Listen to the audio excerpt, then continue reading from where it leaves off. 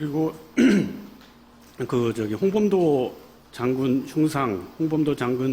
흉상 관련 입장문 그거에 대한 질문이 하나가 있는데요. 그 국방부가 지난달 28일 입장문을 낼 때 그 국방부 직속의 군사편찬연구소로부터 어떻게 자문도 받고 그렇게 해서 낸 거잖아요.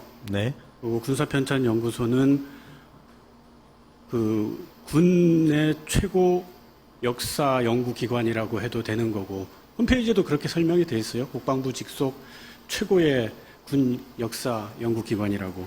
제가 그 문건을 좀 찾았는데, 그러니까 군사편찬연구소가 국방부에 제출한 문건, 아주 최근 문건이에요. 그러니까 지난 정부에서 만든 문건이 아니라 7월 19일, 7월 22일, 7월 24일 세 종류의 문건을 만들어서 국방부에 제출을 했어요.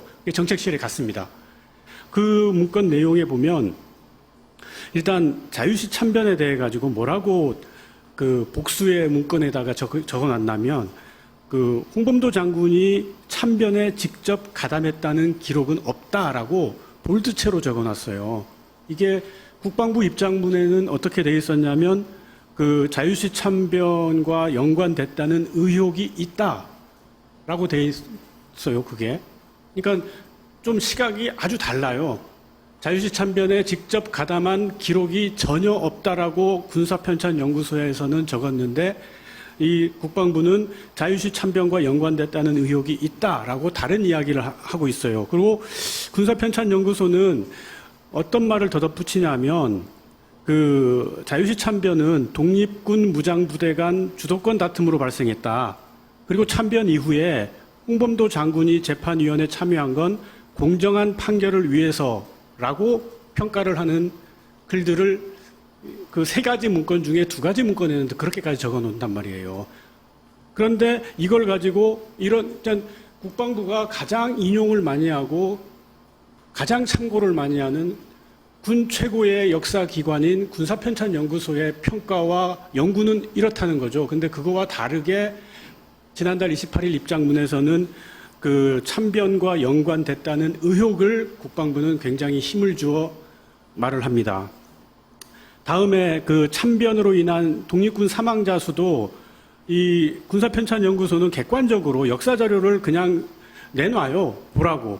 그러니까 군정의회 측은 주장을 사망 37명이라고 주장을 하고, 그리고 피해자라고 하는 대한의용군 측은 뭐라고 주장하냐면 사망 272명에 익사 31명이라고 주장을 해요. 그런 역사적 사실, 역사적 주장을 그대로 공개를 해버린다고요. 군사편찬연구소는. 근데 반면에 국방부 입장문은 어떻게 되어 있습니까? 아무 근거 자료 없어요. 단순하게 400명에서 600명 사망이라고 단정을 해버리죠. 다음에 군사편찬연구소는 그 이듬해에 홍범도 장군이 레닌을 만납니다. 거기서 뭐라고 얘기를 하냐면 홍범도 장군이 조선 해방을 도와달라고 요청을 해요. 레닌한테. 간청을 해요. 좀 도와주라고. 그리고 그 전에 자기 예하 부대에 포고문을 내리는데 그 내용도 뭐냐면 소련으로부터 무기와 탄약을 무료로 공급받을 수 있다.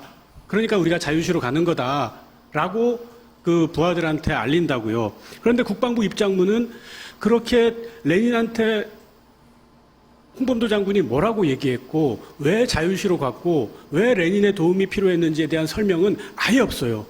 단순히 홍 장군이 레닌으로부터 권총과 상금을 받았다. 마치 뇌물을 수수한 것처럼 그렇게 표현해놨다고요.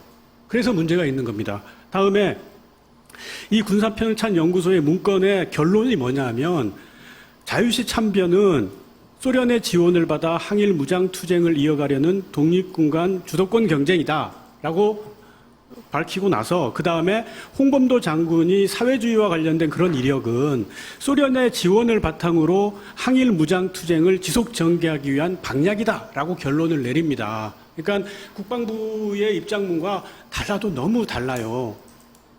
어떻게 생각하십니까? 이 부분에 대해서.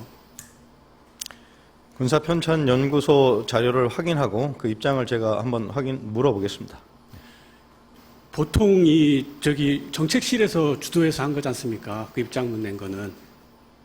근데 정책실장님도 박사학위자고 거기에 공부하신 분들 많을 텐데 사회과학적으로 역사를 그 분석할 때는 있잖아요.